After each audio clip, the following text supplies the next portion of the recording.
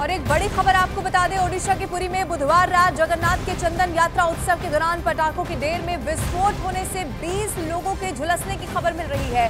Police के मुताबिक हादसे के वक्त सैकड़ों लोग अनुष्ठान देखने के लिए नरेंद्र पुष्करणी सरोवर के तट पर जुटे हुए थे। पुलिस के मुताबिक श्रद्धालुओं का एक समूह इस अवसर पर आतिशबाजी कर रहा था कि तभी एक चिंगारी पटाखों के ढेर पर गिर गई और उसमें धमाका हो गया। इस हादसे में 20 लोगों के जख्मी होने की खबर है।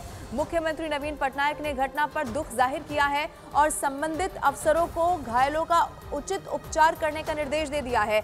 उनकी तरफ से यह भी कहा गया है कि इलाज का खर्च मुख्यमंत्री राहत कोष की ओर से ही दिया जाएगा। वहीं केंद्रीय मंत्री धर्मेंद्र प्रधान ने भी घायलों के जल्द स्वस्थ होने की कामना की है।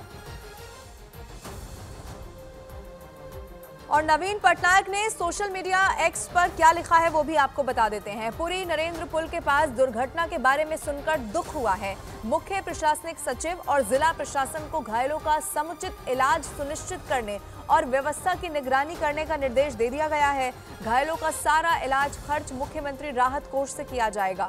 सभी के अच्छे स्वास्थ्य की कामना करता हूं।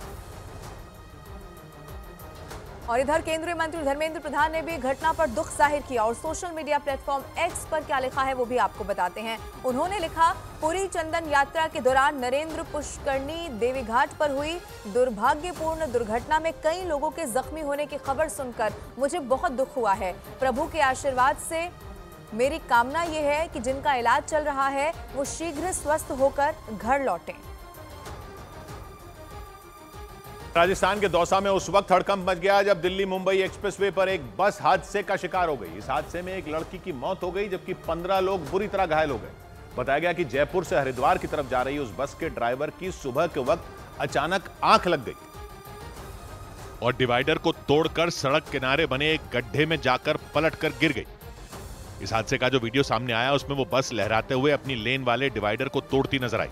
इसके बाद एक पल के लिए ऐसा लगा जैसे वो बस रुक जाएगी, लेकिन वो बस दूसरी लेन में पहुंच गई और फिर उसने वहां बना डिवाइडर भी तोड़ दिया। इसके बाद एक 10 फीट गहरे गड्ढे में गिरकर वो पलट गई। इस हादसे के बाद वहां चीख पुकार मच गई। आसपास के इलाकों में रह रहे लोग दौड़कर वहां पहुंचे और उस बस में फंसे लोगों को निकालने में जुट गए। उन्होंने उस बस का आगे वाला शीशा तोड़ा और फिर एक एक कर लोगों को वहां से निकाला। इसके बाद सभी लोगों को अस्पताल पहुंचाया गया जहां एक लड़की की मौत हो गई जबकि 15 लोग बुरी तरह घायल हो गए। बताया गया कि सुबह के वक्त उस बस में मौजूद सभी लोग सो गए थे।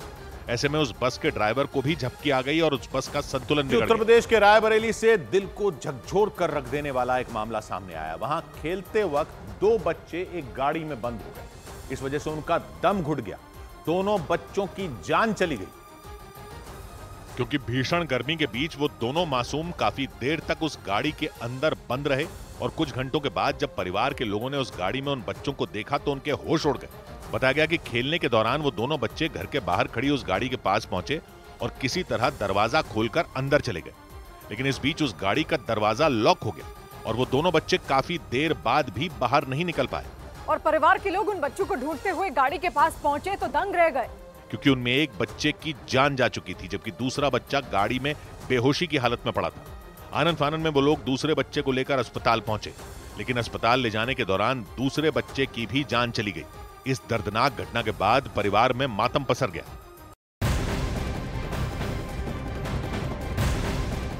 पुणे कार एक्सीडेंट केस में महाराष्ट्र सरकार ने एक और बड़ा एक्शन ले लिया है। ब्लड सैंपल मामले में नियंत्रण नहीं रख पाने और पूरे मामले को गंभीरता से नहीं लेने पर ससून अस्पताल के डीन